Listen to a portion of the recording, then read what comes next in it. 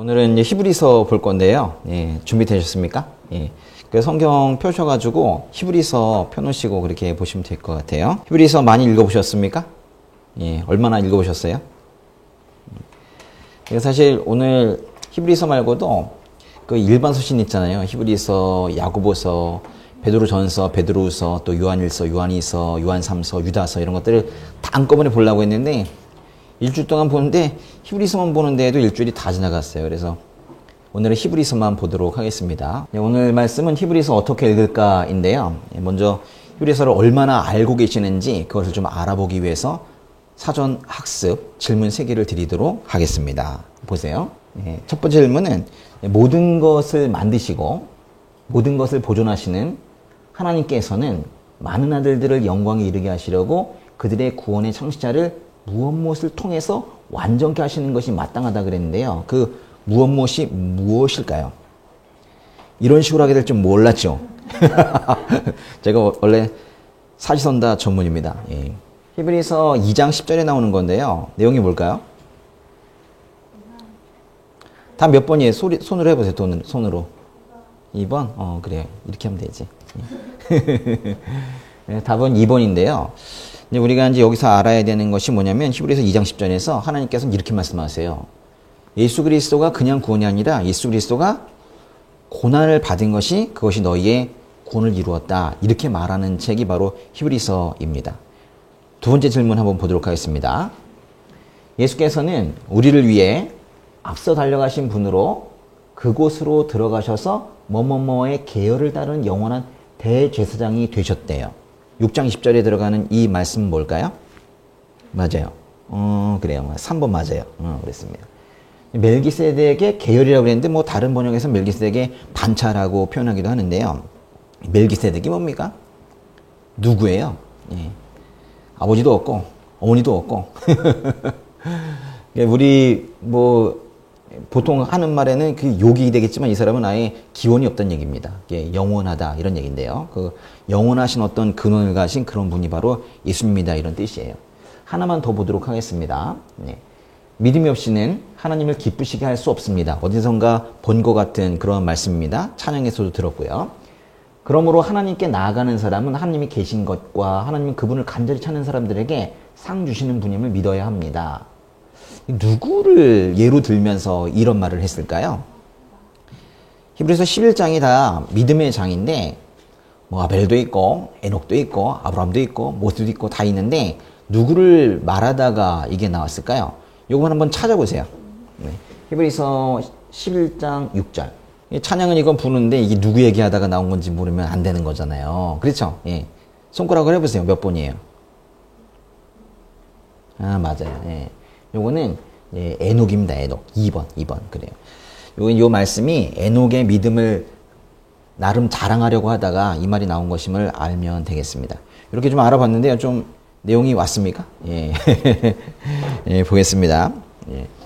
유세비우스라는 역사가가 있는데요. 유세비우스라는 역사가는 자신의 책 그 교회사라는 책에서 주 3세기 사람인 오리게네스의 말을 인용해요. 오리게네스가 뭐라고 그랬냐면 누가 실제로 히브리서를 썼는지는 모르지만 분명히 하나님만이 아신다고 그랬어요. 그러니까 하나님께서 그 히브리서의 저자를 안다고 말했어요. 그러니까 결국은 모른다는 거죠. 히브리서의 저자는 누구인지 알 수 없습니다. 그저 문장의 문법을 보면서 히브리서 저자가 남자다 이 정도까지는 알 수가 있어요. 히브리서는 다른 성경과 마찬가지로 예수님에 대해서 말하고 있어요. 그래서 하나님께서는 구약시대에는 예언자를 통해서 말씀하셨다면은 이제 신약시대에는 예수님을 통해서 말씀하신다고 선언하고 있습니다. 히브리서 시작했으니까 한번 1장 한번 볼까요? 히브리서 1장 1절과 2절 좀 읽고 시작하겠습니다. 한번 읽어보겠습니다. 옛날에 여러 차례 여러 모양으로 예언자들을 통해 조상들에게 말씀하신 하나님께서 이 마지막 날에 아들을 통해 우리에게 말씀하셨습니다. 하나님께서는 그 아들을 만물의 상속자로 세우시고 또한 그를 통해 모든 세상을 지으셨습니다. 하나님께서는 예언자들을 통해서 조상들에게 말씀하셨대요. 그런데 하나님께서는 이 마지막 날에는 예수님을 통해서 우리에게 말씀하신다는 거예요. 하나님께서는 지금 예수님을 통해서 말씀하신다고요. 예수님을 통해서 하나님께서 말씀하신다고요? 누구에게요? 우리에게요. 우리에게 말씀하시는 거예요. 수신자가 우리입니다. 우리라는 것은 히브리서의 편지의 그 1차 수신자뿐만이 아니라 바로 여기 모두 계시는 바로 우리를 말하는 거예요. 우리에게 말씀하시는 것이니까 어떻게 해야 되겠어요? 편지를 잘 읽어야 되겠죠. 예. 히브리서는 13장까지 있습니다. 몇 장이요?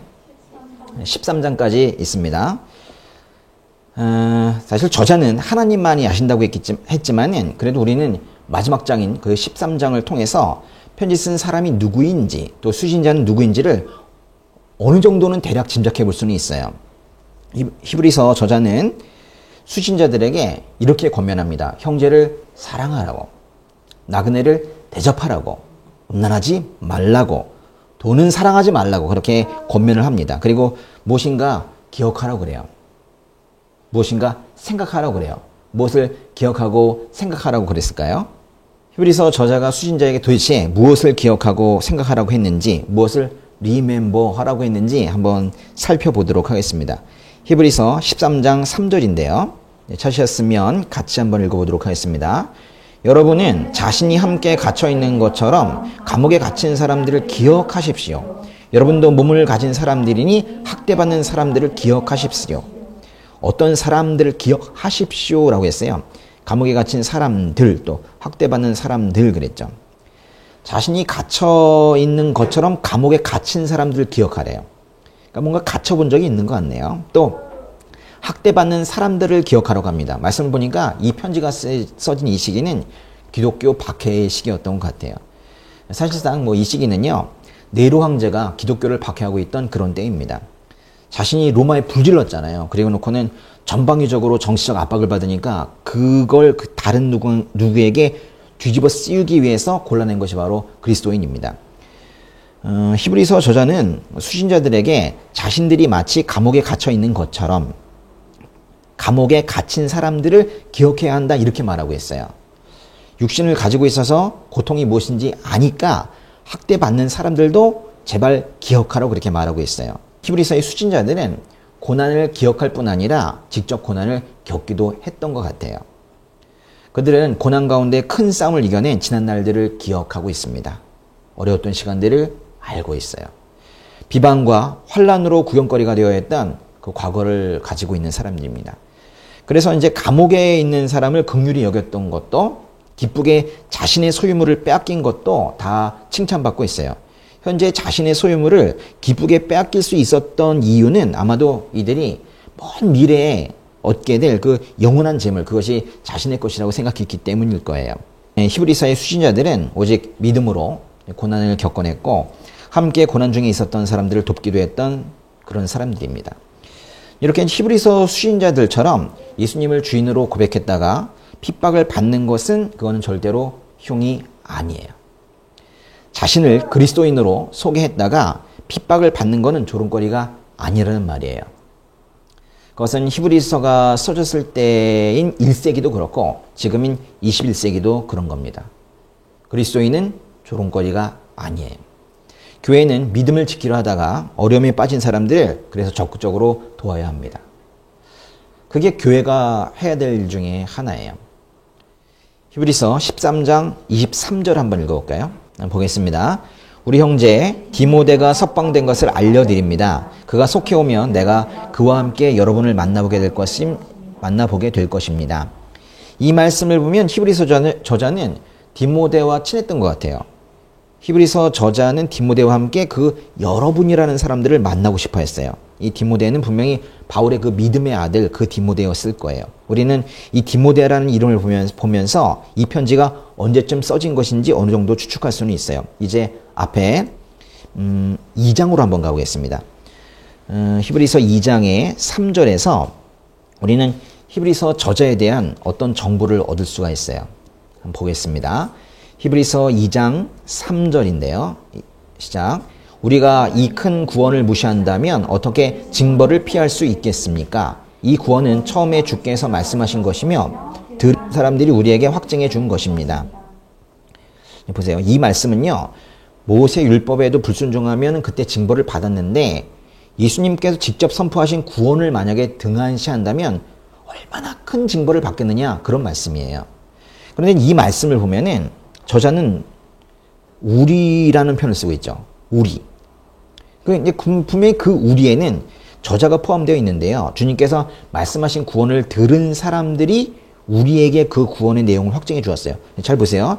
주님이 계시고 그 구원을 들은 사람들이 있고 그리고 우리가 있어요. 그러니까 주님에게서 직접 말씀을 듣고 그것을 전해준 거를 우리가 들었네요. 즉 우리는 예수님의 구원 선포를 직접 들은 것이 아니라 그 선포를 들은 다른 이들로부터 확증을 받은 사람들입니다. 즉 히브리서 저자를 포함한 우리는 예수님의 직접 증인이 아닙니다. 다른 말로 한다면 히브리서 저자와 독자 모두 사도는 아닌 거예요. 예수님의 그 부활을 직접 목격한 사람들이 사도라고 불리잖아요. 히브리서는 디모데가 언급된 것으로 보아서 1세기에 써졌을 거예요. 그런데 신약의 레위기라고 불릴 만큼 구약의 제사 제도를 자세히 다루고 있는 것으로 보아서 성전이 파괴된 70년 이전에 써진 것으로 보여져요. 성전에서 제사를 지냈으니까요. 이것들을 전체적으로 종합해 볼 때 히브리서의 어떤 저작 연대는 확실하진 않지만은 그래도 분명히 베드로나 바울이 순교했을 그런 시점이라고 봅니다. 한 68년이나 69년 정도 됐을 거예요. 히브리서의 이제 주제를 보도록 하겠습니다. 예. 히브리서는 시작하자마자 예수 그리스도 같은 분은 세상에 없다면서 그 탁월함, 예수님의 탁월함을 그렇게 말하기 시작해요. 1장과 2장 모두가 예수 그리스도가 천사보다 뛰어나시다는 그런 내용입니다. 그리고 3장부터 10장까지 예수 그리스도는 모세보다도 뛰어나시고 여호수아보다도 뛰어나시고 예언자들보다도 뛰어나시고 옛 언약의 제도보다 모두 뛰어나시다는 그런 내용이에요. 히브리서의 내용의 대부분이 다 이거예요. 뛰어나시다. 예수님께서 뛰어나시다. 예수님께서 탁월하시다. 이런 내용이에요. 그래서 히브리서에는 훨씬 뛰어나다, 더 낫다 이런 표현들이 자주 나와요. 결국 예수 그리스도와 예수 그리스도의 새 언약은 천사들, 모세, 성막, 제사장직, 제사보다 우월하기 때문에 구약의 그런 어떤 열등한 것들을 따라가지 말라고 그렇게 말을 해요. 그래요. 이제 예수님은 탁월하고 히브리서 수신자는 고난을 기억하는데 이제 문제는 뭐냐면 왜 썼냐고요. 예수님은 탁월한 건 맞다고요. 근데 히브리서 수신자들은 고난을 기억하고 있는 것도 맞다고요. 근데 왜 썼냐고요. 겉으로 보면은 이게 뭔가 다 홀리해 보이고 거룩하고 아무런 문제가 없어 보이기도 합니다. 근데 겉에서 보면 이 믿음의 문제서만큼은 아무런 문제가 없어 보이는데 이게 왜 썼을까요? 히브리서는 그리스도가 탁월하니까 제발 그리스도를 떠나지 말라고 합니다. 출애굽한 이스라엘 백성들은 불순종으로 인해서 가나안 땅에서 참된 안식을 누릴 수 없었지만 예수님 안에 있는 사람들은 참된 안식을 누릴 수 있으니 꼭 그렇게 하라 그런 얘기예요. 그런데 안타깝게도 박해를 겪으면서 복음에서 떠나려는 사람들이 생긴 거예요. 예배가 중단이 되고 스스로 말씀을 찾아가지 않으면 안 되는 그런 상황이 된 거예요. 그래서 히브리서 저자는 수신자들에게 복음을 꼭 잡으라고, 흔들리지 말라고 그렇게 말합니다. 좋기만 한 게 아니었어요. 좀 더 쉽게 말하면 이런 겁니다. 예수님 믿으면 다 잘 될 줄 알았던 겁니다. 돈도 많이 벌고 건강도 해지고 사고도 없고 그럴 줄 알았던 거예요. 그런데 그리스도인으로 살아보니까 그게 아닌 거예요. 핍박도 받고 오직 예수를 믿는다는 이유로 어떤 집단에서 쫓겨나기도 합니다. 불이익을 당하기도 해요. 충청도의 어떤 소방 공무원들은 교회에 갔다는 이유로 직위해제 당했대요. 아무튼 그런 식으로 분위기가 흘러가니까 사람들은 점차 기독교를 버리고 히브리인들의 그 유대교로 다시 돌아가려는 사람들이 생겼습니다. 그리고 드디어 복음을 버리려고 하는 사람들이 생겼어요. 복음을 버린대요. 고난이 길어졌을 때 사람들은 어떻게 하나요? 고난이 길어지면 사람들은 둘 중에 하나입니다. 예수 그리스도를 더 붙들거나 또는 떠나죠. 고난이 당연히 축복은 아닙니다. 고난을 어떻게 통과하느냐가 중요한 겁니다. 생각해 보면은 사람들은 예수님을 버릴 준비가 되어 있죠. 영영 버리진 않죠. 그렇지만 일정 기간 동안 잠자코 계시라고 하는 경우가 있지 않습니까? 대부분 따라가지만 일정 기간 잠자코 계시라는 시기가 있는 것 같아요. 환란이 오래되어서 예수 괜히 믿었나 생각하는 사람들에게, 또 고난을 통과하는 동안에 기독교를 버리려는 마음을 먹은 사람들에게 히브리서 이 책을 추천해 드립니다. 흔들리는 그 믿음을 다시 무장해 주려고 쓴 편지가 바로 히브리서예요. 히브리서의 구조를 잠깐 보도록 하겠습니다.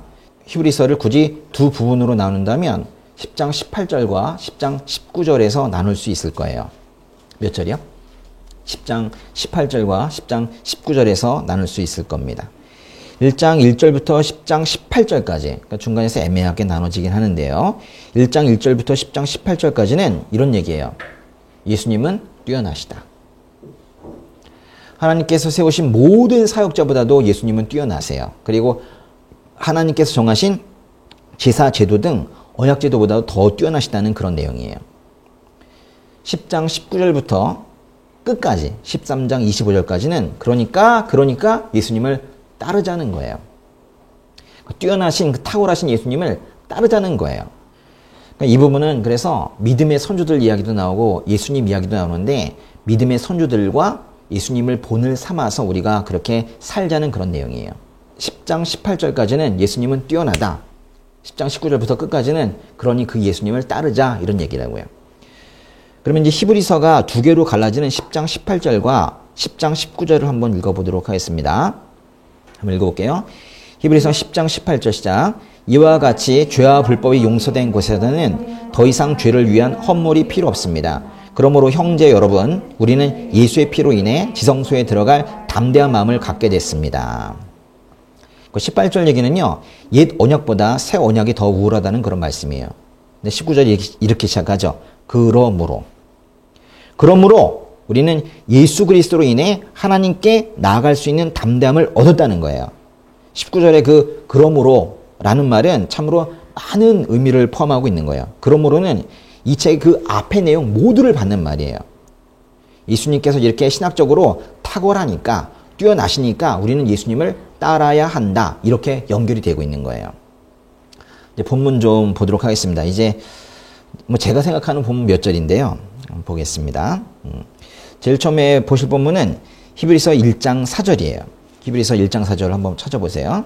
히브리서 1장 4절 한번 읽어보겠습니다. 그 아들이 천사들보다 훨씬 뛰어나게 되셨으니 이는 그들보다 뛰어난 이름을 상속받았기 때문입니다. 예수님이 누구보다 뛰어나대요?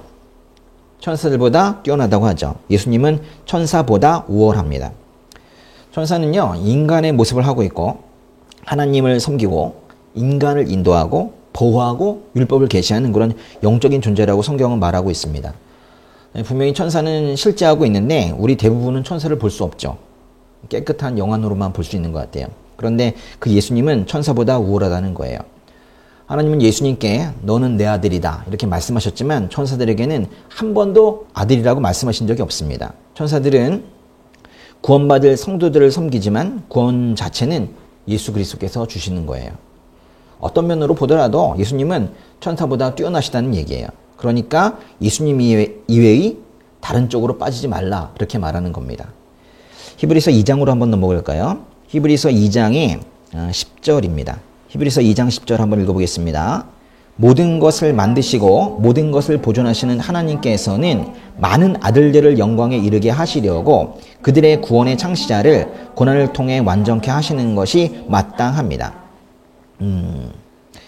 이 말씀에서요, 아들이라는 말이 나오죠. 아들을 복수로 표현했네요.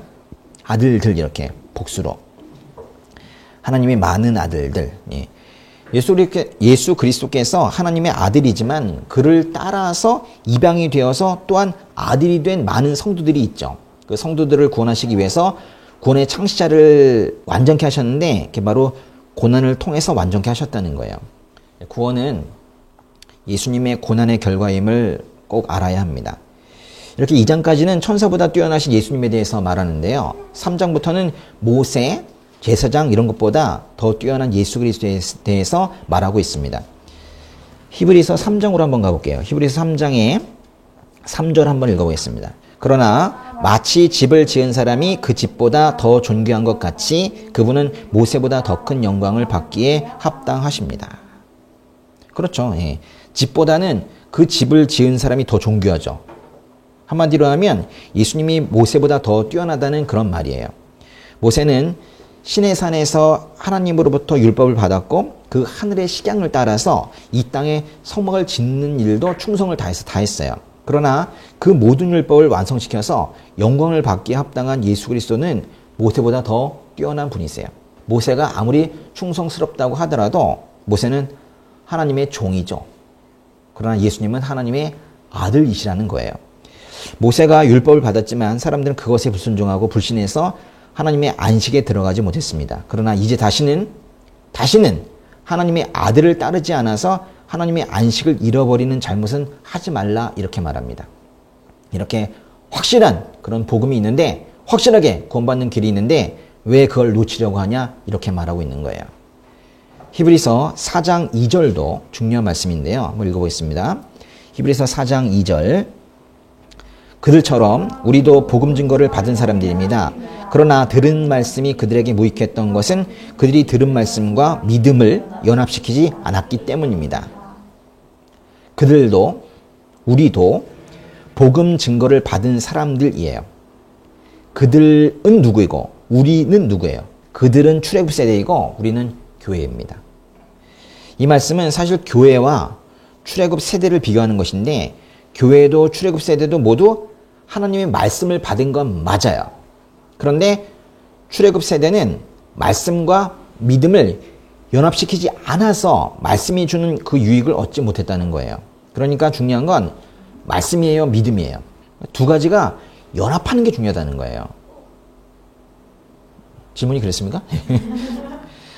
그러니까 말씀만이 안다고 하면서 머리만 커져도 안 되고 믿음 좋다고 하면서 말씀 안 읽어도 안 된다고요. 그러니까 말씀과 믿음이 연합하는 거. 그 역사가 지금 교회 내에서 이루어져야 한다고 말하는 거예요. 사실 여러분 마음 가운데서 이 연합이 이루어져야 한다고 그 역사가 일어나야 된다고 말하고 있는 거예요. 이제 히브리서 5장으로 한번 가보겠습니다. 여기서는 예수님을 대제사장이라고 말하는데요. 사실 대제사장은 구약시대부터 있었던 직분이죠. 어떤 사람들이 대제사장인가요? 한 사람만 말해보세요. 대제사장 누가 있었나요? 아론 같은 사람입니다. 아론. 네, 그래요. 히브리서 5장 10절 보겠습니다. 히브리서 5장 10절 멜기세덱의 계열을 따르는 대제사장으로 하나님께 임명을 받으셨습니다. 예수님은 사역제보다 뛰어나시고 언약 제도보다도 뛰어나시고 그런데 그 사이에 살짝 멜기세덱의 계열을 따르는 제사장이라고 예수님을 소개하고 있어요. 멜기세덱의 계열을 따른다는 것은 예수님의 영원성을 말하는 거예요. 하나님께서 레위 족속에서 아론을 뽑아 대제사장으로 삼으셨다면 예수님은 하나님께서 직접 세우신 대제사장입니다. 중요한 건 아론은 여러 번의 제사를 지내야 됐어요. 지내고 계속 지내야 됐지만 예수님은 단 한 번의 제사를 지내면 됐습니다. 죄 없는 당신이 직접 제물이 되시는 단 한 번의 제사, 그것이 바로 십자가입니다. 그 레위 지파의 그 많은 대제사장들이 자기 죄를 위해서 제사를 드려야 됐는데요. 그것은 그 대제사장들도 다 모두 죄인이었기 때문이에요. 성경 말씀대로 사실은 의는 없습니다. 한 명도 없죠. 그래서 제사장들은 흠이 없는 동물을 구해서 자신과 사람들 위해서 드려야 됐어요. 그러나 거룩하고 죄가 없으신 예수님께서는 대제사장이 되었을 뿐만이 아니라 스스로 제물이 되어서 흠이 없는 자기를 드렸어요. 근데 문제는 이게 이제 그렇게 생각할 수 있다는 것인지 무슨 내용이에요? 구약의 제사를 예수님께서 품으셨다고 이렇게 생각하자고 하는 것인지 아니면 진짜 예수님의 십자가 제사가 레위 지파의 대제사장들의 그 반복된 제사를 단번에 끝내신 것인지 그 실질적인 효과가 중요하다는 거죠. 사실 히브리서가 그 얘기예요. 그게 구약에 그런 제사가 있었지만 그게 예수님 안에서 다 이루어진 것으로 보자라고 말하는 것인지 이루어진 것이다라고 말하는 것인지 그걸 히브리서가 말한다고요. 모세율법에 따라서 구약에 그 많은 제사 제도가 있었지만 예수님께서 단번에 제사를 드려 이제 그 불완전한 제사의 끈을 끊었다는 겁니다. 그러니까 이제 히브리서에서는 이렇게 말해요. 예수님을 통한 이 새로운 언약을 이걸 좀 제발 꼭 붙들고 우리 좀 잘 살자. 우리 좀 잘 살자. 지금 이렇게 말하는 거예요. 예수 믿는 게 좀 힘들어졌다고 왜 떠납니까? 이 고통의 땅에서 힘든 건 힘들죠. 근데 힘든 것만 생각하죠. 그러면서 왜 받은 은혜는 생각하지 않냐는 거예요. 예수님을 거부하는 사람들, 기독교를 떠나는 사람들, 믿지만 선택적으로 믿는 사람들, 양다리 걸쳐 있는 사람들이 지금도 많이 있는 것 같아요. 그런 거를 뭐라고 하냐면요. 믿음이 부족하다? 아니에요. 그런 걸 우리가 배교라고 합니다. 배교. 또는 배도라고 하죠. 근데 그렇게 배교하는 것은 예수님을 애써 찾아서 다 십자가에 거는 거 아닙니까? 히브리서 6장 6절 보세요. 히브리서 6장 6절. 타락한 사람들은 회개에 이르도록 다시 새롭게 할 수 없습니다. 왜냐하면 그들은 스스로 하나님의 아들을 다시 십자가에 못 박고 공개적으로 욕되게 하기 때문입니다. 그러니까 타락한 사람들이 처음에 했던 회개는 회개의 모양은 있었는데 실제로는 회개가 아니었던 거예요. 사람들은 연기력이 뛰어나죠. 그래서 다른 사람들은 속일 수 있죠. 사람은 속일 수 있지만 하나님은 속이지 못합니다. 진정으로 회개했는지 안 했는지는 하나님께서 다 알고 계세요. 세상에 받을 은혜는 다 받아놓고 결국 예수님을 거부하는 사람들이 있죠. 그것은 예수님을 다 십자가에 못 박고 공개적으로 예수님을 수치스럽게 하는 것이나 마찬가지라는 거예요. 그러나 예수님은 그렇게 전시회에 전심을 보듯이 그렇게 대충 보고 떠나갈 그럴 분이 아니라는 거예요. 예수님은 십자가에 죽으시고 하늘에 오르셔서 하나님 우편에 앉아 계십니다. 그보다 더 놀라운 일은 죽으셨으나 살아나셨고 지금도 역시 살아 계시다는 거예요. 살아계신 예수님께서 지금 무엇을 하고 계세요? 히브리서 7장 25절 가보세요. 그러므로 예수께서는 자신을 통해서 하나님께 나오는 사람들을 온전히 구원하실 수 있습니다. 그는 항상 살아계셔서 그들을 위해 중보기도를 하십니다. 놀라운 일이에요. 예수님은 성도들을 위해서 중보기도를 하고 계세요. 하늘에 계신 존귀하신 분의 보좌 오른편에 앉아서 형제 자매님들을 위해서 늘 기도하고 계신다는 거예요. 히브리서 1장 3절에서도 예수님은 하나님 오른편에 앉아 계신다고 했어요. 히브리서 1장 13절에서도, 히브리서 8장 1절에서도, 히브리서 10장 12절과 12장 2절에서도 예수님은 하나님 오른편에 앉아 계신다고 했어요. 이렇게 5번이나 이 말을 하고 있습니다.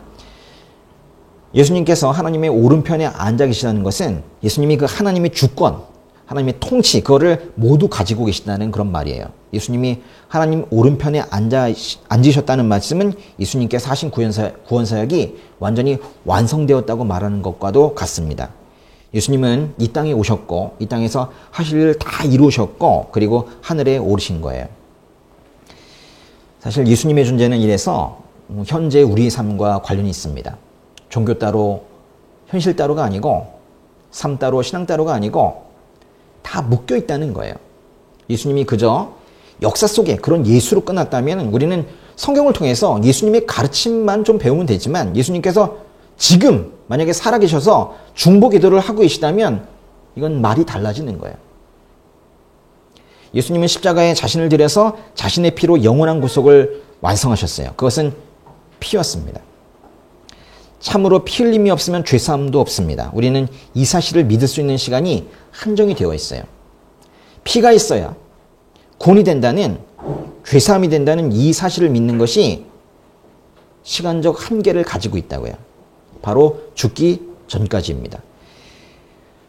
일찍 깨달으면 좋겠지만 아니라 하더라도 죽기 전에는 반드시 입술로 예수님을 나의 구주로 고백할 것을 성경은 요구하고 있습니다. 그래서 히브리서 9장 27절은 이렇게 말합니다. 히브리서 9장 27절 보겠습니다. 한번 죽는 것은 사람들에게 정해진 일이며 그 후에는 심판이 있습니다. 한번 더 읽어보세요. 한 번 죽는 것은 사람들에게 정해진 일이며 그 후에는 심판이 있습니다. 사람은 반드시 죽습니다. 그리고 그 죽음 이후에는 심판이 있어요. 개인이 죽어서 개인적인 종말이 오든 주님이 다시 오셔서 내가 살아있는 동안에 세계적인 종말을 경험을 하든 종말은 반드시 와요. 사실 이 종말론적 사고, 이것이 바로 기독교의 핵심입니다. 이거를 잃고서는 기독교인이라고 그리스도인이라고 할 수가 없어요. 시작이 있으면 끝이 있는 거예요. 어찌 보면 이것은 종말론적 사고, 기독교적 사고가 아니라 당연한 사고예요. 시작이 있으면 끝이 있는 거예요. 주님께서 다시 오시면 세계적인 종말이 올 텐데 그때까지 끝내 회개하지 않고 주님께 돌아오지 않는다면 결국 심판을 받게 될 거예요. 히브리서에서는 살아계신 하나님을 저버리고 그리스도와 믿음의 공동체를 버린 사람, 즉 배교한 사람들은 가혹한 형벌을 받게 된다고 말합니다.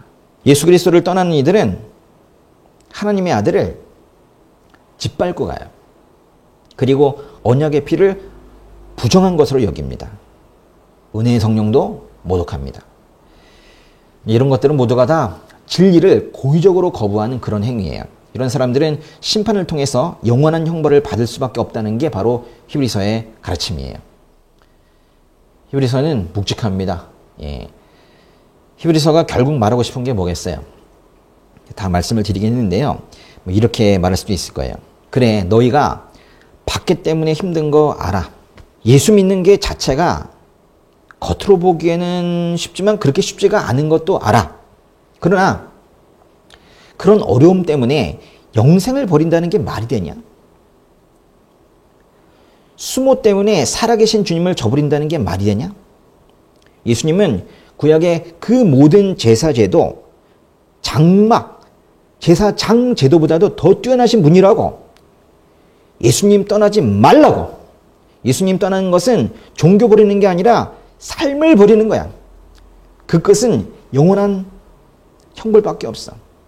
이렇게 말하는 게 히브리서예요. 주님을 끝까지 잡고 이 고난의 터널을 통과하자. 주님을 끝까지 잡고 복음을 끝까지 부여잡고 이 고난의 터널을 통과하자. 알았지? 이렇게 말하는 게 히브리서라고요. 아멘? 만약에 예수님이 없었다면 사람들은 죄사함을 받기 위해서 해마다 황소나 염소의 피를 제단에 뿌렸어야 될 거예요. 그러나 그런 피는 결국 죄를 제거하지도 못합니다. 히브리서는 이 말을 몇 장에 걸쳐서 반복을 해요. 이 말이 제일 많이 나옵니다. 구약의 제사는 십자가 제사로 해결이 되었다는 이 말을 하고 싶었던 거예요. 그 반복되는 내용들을 요약한 말씀은 아무래도 히브리서 10장의 11절부터 14절일 것 같아요. 읽어보겠습니다. 모든 제사장은 날마다 서서 섬기며 반복해 똑같은 제사를 드립니다. 그러나 그것들은 결코 죄를 제거할 수 없습니다. 그러나 그리스도께서는 죄에 대해 단번에 영원한 제사를 드리시고 하나님 오른편에 앉으셨습니다. 그 후 그분의 원수들이 그분의 발 아래 굴복할 때까지 기다리고 계십니다. 그분은 단 한 번의 제물로 거룩하게 된 사람들을 영원히 온전하게 만드셨습니다. 11절 보세요. 모든 제사장은 날마다 서서 섬긴대요. 제사장의 제사는 영원히 끝나지 않는다는 말이에요. 그들은 매년 반복해 똑같은 제사를 드린대요. 그렇다 하더라도 그들의 제사는 결국 죄를 제거하지 못합니다. 그러나 예수 그리스도께서는 십자가에서 자신의 사역을 성공적으로 해내셨습니다. 그 죄에 대한 단번에 영원한 제사를 드리신 후 지금은 하나님 우편에 앉아 계세요. 14절에 보시면은 그분의 사역은 사람들을 영원히 온전하게 만드셨어요. 이것은 예수님을 믿는 사람들이 완전하게 되었다는 그런 뜻은 아니고 주님께서 정하신 때에 결국 그들이 그렇게 온전하게 될 것이라는 그런 말씀이에요. 우리는 그것을 뭐라고 하냐면 언젠가 완전하게 될 것이다 라는 것을 영화라고 그래요. 그러니까 이 말씀은 그들이 온전을 향하여 가고 있는 성화가 필요한 존재라는 그런 말입니다. 우리는 모두 성화가 필요한, 성화되어 가고 있는 상태라는 말이에요. 잘 알고 계시는 히브리서 11장 1절은 이렇게 시작을 합니다. 히브리서 11장 1절 펴볼까요? 많이 암기하셨죠? 예. 히브리서 11장 1절 해보겠습니다. 믿음은 바라는 것들의 실체이며 보지 못하는 것들의 증거입니다. 믿음은 바라는 것들의 실체이며 보지 못하는 것들의 증거입니다. 이 말씀에서 실체, 뭐 다른 번역에서는 실상이라고 했는데요. 실체, 실상이라는 단어는 참 어려운 말입니다. 히브리서 3장 14절을 볼까요? 히브리서 3장 14절에 보면 실체라는 단어와 같은 말이 다른 말로 번역된 게 있어요. 히브리서 3장 14절, 이게 휘포스타시스라는 말인데 이게 뭐라고 번역이 되어 있는지 보겠습니다. 히브리서 3장 14절 시작. 이는 우리가 처음에 확신한 것을 끝까지 굳게 잡으면 그리스도와 함께 나누는 사람들이 되기 때문입니다. 그리스도와 함께 나눈다는 것은 그리스도의 구원에 참여한다는 말인데요. 누가 그리스도의 구원에 참여합니까? 처음에 확신했던 것을 끝까지 굳게 잡고 있는 이는 구원을 받는다는 그런 말이에요. 무슨 단어가 실체와 같은 단어일까요? 확신이에요, 확신. 믿음이라는 것들은 바라는 것들의 실체인데 이거는 확신을 가지고 바라는 거예요. 됐으면 좋겠다 이게 아니고 확신을 가지고 반드시 될 것이라는 마음을 가지고 그렇게 바라는 걸 우리가 확신이라고 말해요. 그걸 우리가 실상, 실체라고 말하는 거예요. 성경적인 믿음은 모호한 게 아니에요. 당연히 되는 것으로 여기고 확신하고 그것으로 바라는 게 바로 믿음이에요. 그렇다고 해서 하면 된다! 이런 자기암시가 아니에요. 그것은 보지 못하는 것들의 증거래요. 주님께서 우리에게 이미 보여주셨던 그 증거들이 우리 믿음의 전체적인 기반이 된 겁니다. 그러니까 히브리서에서 말하는 믿음은 이런 거예요. 주님께서 약속하셨으니까 해 주실 거야. 기도하세요. 주님께서 약속하셨기 때문에 해 주신다고 했으니까 기도하세요. 기도하셔야지 약속을 받잖아요. 아멘? 기도하셔야 돼요. 기도하셔가지고 약속을 받으세요. 그러면 반드시 신실하신 하나님께서 그 약속을 지키십니다. 그렇게 확신을 가지고 주님께서 약속하셨으니까 내 기도에 응답하실 것이라는 그런 믿음, 그걸 가지고 기도하는 거예요. 그리고 그걸 가지고 사는 거예요. 그런 저와 여러분이 되어야 됩니다.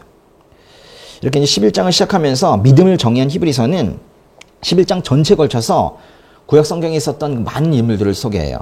아벨, 에녹, 노아, 아브라함, 이삭, 야곱, 요셉, 모세, 라합 뭐 이런 사람들 다 소개하는데 이 중에서 이제 아브라함과 모세의 믿음 이야기가 가장 많은 부분을 차지하고 있어요. 하나님께서 아브라함에게 뭐라고 그랬어요? 하나님께서 아브라함에게 이렇게 말씀하셨어요. 가라. 말씀도 많이 안 하시고 그냥 가라 했는데 아브라함이 갔죠. 목적지가 어딘지 모르지만은 우선 갔던 그 아브라함 이야기는 믿음이 맹신이 아니라 하나님에 대한 신뢰라는 거예요. 어딘가 목적지가 있으시겠지. 계획이 있으시겠지. 나의 인생에 목적지가 있으시겠지. 나를 어떻게 쓰실 것인지 생각이 있으시겠지. 가라고 했으니까 가자. 신발을 신으라고 했으니까 신자. 이렇게 하는 거죠. 히브리서에서 이렇게 많은 구약의 믿음의 선조들을 언급하는 것은 우리가 그렇게 살 수 있다는 말이에요. 그냥 예시가 아니에요. 우리가 그렇게 살 수 있다고 그렇게 하라고 본을 보여주는 거예요. 선조님들께서 이렇게 믿었으니까 너도 할 수 있어. 여러분도 할 수 있습니다. 이렇게 말하는 거예요. 히브리서 12장은 성도들에게 인내하라고 말합니다. 낙심하지 말라고 해요. 사실 이 고난의 과정은 하나님의 아들들에게는, 즉 여러분에게는 연단의 과정이에요. 힘드십니까? 힘든 거는 연단의 과정이라고요. 히브리서 12장 8절 보세요. 히브리서 12장 8절. 아들이 받는 모든 연단을 여러분이 받지 않는다면 여러분은 사생자며 아들이 아닙니다. 연단이 없으면 아들도 아니래요. 연단을 하신 이유는 아들이시기 때문에 하는 거예요. 인생의 고통 속에서 인내하는 그 성도들에게 히브리서는 연단이 없으면 아들이 아니다라고 말하잖아요. 이것은 아들이면 당연히 고난이 있어야 한다고 말하기보다는 현재 고난 중에 있는 성도들에게 그 연단은 어쩌면 당연한 것이니까 절대로 낙심하지 말라 이렇게 말하고 있는 거예요. 낙심하지 말라는 게 사실 포인트입니다. 히브리서는 13장까지 있는데요. 그 마지막 장 13장에서 마지막에서 은혜를 구하면서 그렇게 마무리가 됩니다. 이게 다 봤어요. 느낌이 좀 오셨습니까? 예. 히브리서 읽고 싶어지죠? 예. 선택이라는 건요, 고르는 거, 선택은 가치 평가를 포함합니다. 뭐 가치가 있으니까 선택하는 거고, 가치가 없으면 버리는 거 아닙니까? 그래서 우리는 늘 가치의 문제를 생각해야 돼요. 우리는 예수라는 가치로 살아가고 있는지 한번 생각해 볼 필요가 있어요. 세상에는 조롱받고 채찍질 당하고 결박되고 투옥되고 돌에 맞고 심지어 톱질 당하고 칼로 죽임을 당하고 가난해지고 고난당하고 박해받는 그런 삶을 살면서도 믿음을 끝까지 지키는 그런 사람들이 있어요. 다른 번역에서는 그런 사람들을 뭐라고 하냐면 세상이 감당하지 못하는 사람들이라고 하고 있어요. 아무리 때려도 예수 믿어요. 이런 사람들을 세상이 감당하지 못하는 사람들이라고 하는데 그러면서도 계속 증거하는 거예요. 예수님을. 고난을 받으면서도 나를 변화시킨 예수님. 나를 회복시키시고 나의 가정을 회복시키신 그 예수님. 그 예수님을 전하고 있는 그런 사람. 그걸 세상이 어떻게 감당할 수 있겠어요? 하지 말라고 그렇게 해도 여전히 나를 회복시킨 그 예수님을 전하고 있는 그 사람을 어떻게 세상이 감당할 수 있겠냐고요. 우리말 성경에서는 그런 사람들을 뭐라고 표현했는지 한번 보도록 하겠습니다. 히브리서 11장 38절 보세요. 읽어볼까요?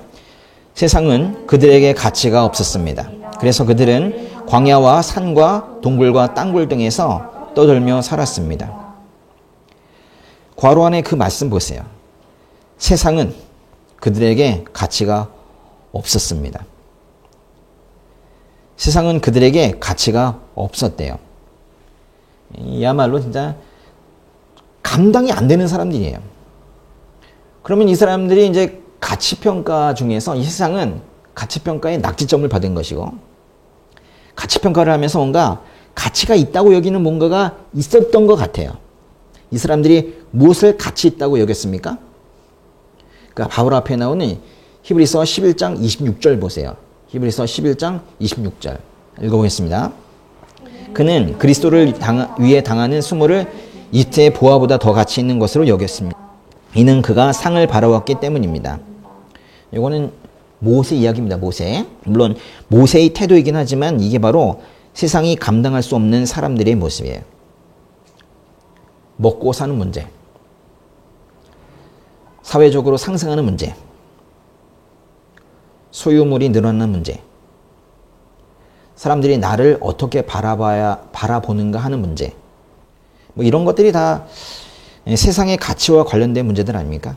세상의 가치로 인해서 예수님이 좀 멀게 느껴졌을 때, 또는 이제 조금 힘들다고 예수님 버리려는 마음이 들었을 때, 그때 이 히브리서를 천천히 읽어보시면 어떨까 하는 그런 생각이 듭니다. 네, 기도하겠습니다.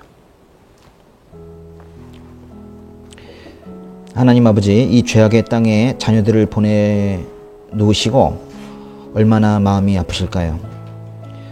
하나님 없이는 모든 것이 헛되다는 전도서의 그 외침이 우리 매일의 삶에 울려 퍼지고 있습니다.